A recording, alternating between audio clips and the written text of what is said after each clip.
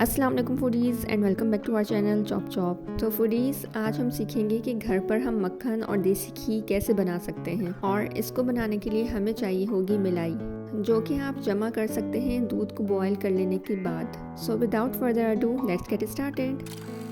यहाँ मेरे पास तकरीबन 1 किलो मिलाई है और इसमें मैं अप्रॉक्सीमेटली 3 टेबलस्पून ऑफ दही शामिल कर रही हूँ।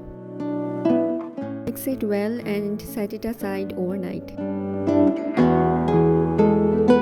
आफ्टर अ नाइट इसका टेक्सचर कुछ इस तरह से हो जाएगा and the addition of yoghurt has greatly enhanced its fermentation process.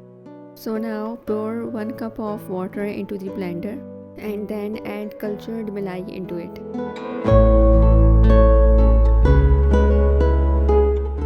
Then blend it, but make sure कि आपने इसको लॉन्ग सेशन में एक ही बार ब्लेंड नहीं करना, बल्कि शॉर्ट ड्यूरेशंस और इंटरवल्स में आपने इसको ब्लेंड करना है, अदरवाइज़ ये लस्सी बन जाएगी।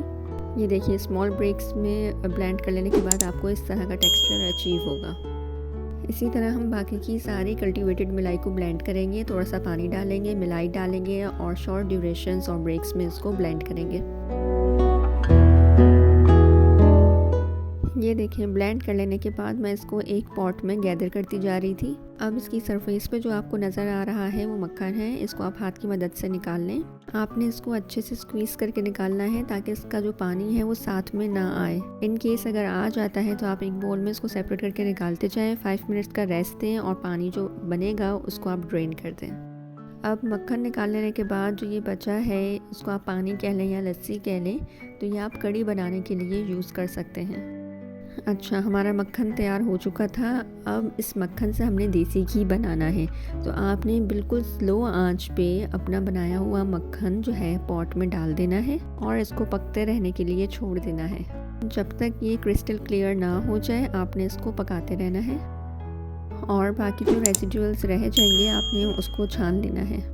ये देखिए, माशाल्लाह कितना बेहतरीन देसी घी हमारा अपने ही किचन में रेडी हो चुका है और साथ में होम मेड अनसॉल्टेड बटर भी। So now enjoy making these products right in your kitchen and saves kitchen money.